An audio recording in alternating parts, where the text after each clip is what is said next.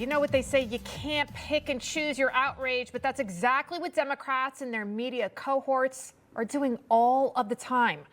Remember this brutal beatdown of an unarmed white woman in Cincinnati by a mob of black people, sucker punched in the face by a man knocked out cold?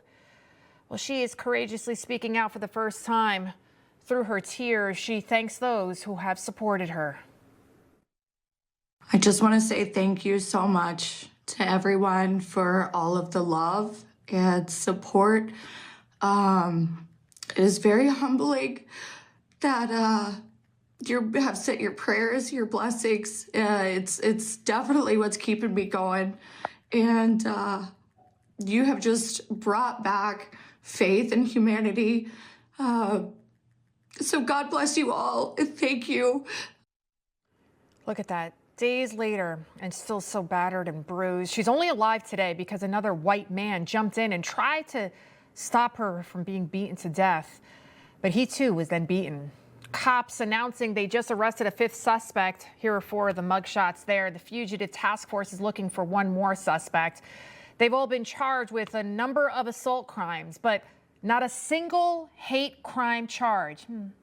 Could you imagine the outrage if this was a black woman being beaten by a group of white people? Could you imagine what the chaos? Professional race baiters, Al Sharpton and Ben Crump, they'd be holding rallies right now. There would be marches. There would be even riots going on as we speak, demanding hate crime charges. CNN and MSNBC, they'd be reporting about this story nonstop on a loop, but they're not. It's basically disappeared because it doesn't fit the narrative. The woman who was almost beaten to death, her name is Holly. She's a single mom who is now suffering from brain trauma. She won't even reveal her last name or where she lives because she says she now also is facing death threats. I appreciate everything that you're doing for me and my family. It's been very, very hard, and I'm still recovering. I still have a very bad brain trauma. And thank you, everyone. With Holly's permission, Senator Bernie Moreno released those photos of her soon after the beating. We still don't know exactly what sparked the attack, which happened after a jazz festival in the downtown business district. Despite Holly still recovering and fearing for her life, here's how Democrat leaders in Cincinnati are reacting to what happened to her. City Councilwoman Victoria Sparks, look what she posted to social media, writing, quote, "They begged for that beatdown." Can you believe that woman Sparks still has her job? And you know who else still has her job? The chief of police of Cincinnati, Teresa Thedage. Listen to whom she is actually blaming for the national outrage. Social media and journalism and the role it plays in this incident. And yes, guys, that's you. That is you.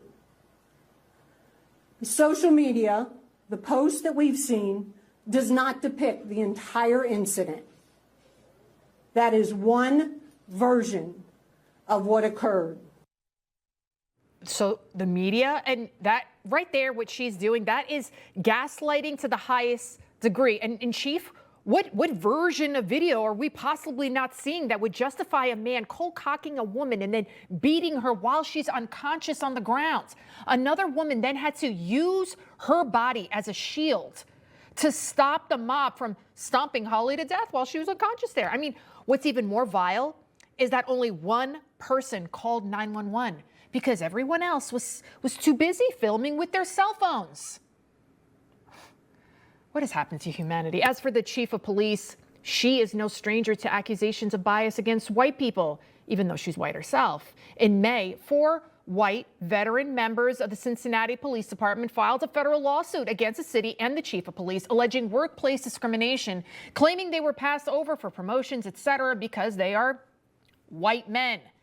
The lawsuit states that the chief was personally involved in the decision-making. Meantime, the mayor of Cincinnati, Aftab Puraval, admitting he hasn't even tried to reach out to the victims. Have you reached out to the victims? Have you talked to the victims? I have not. I mean, look, again, this was a fight. It was a horrific fight. But as Councilmember and others have said, we have significant other public safety challenges. We have children who are far too often the victims of gun violence. How is this a fight if you're lying unconscious on the ground? And look how he tries to kind of spin and shift the story. This was serious. This was almost attempted murder. 2 people were almost beaten to death by an angry mob. Again, I have to ask you, do you think that would be his response if these victims were not white, if they were black, if they were Latino? Of course not.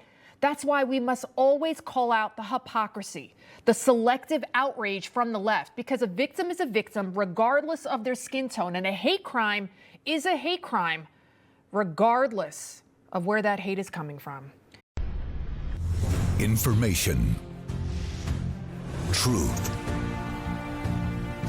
is freedom. Is Newsmax. It's real news for real people.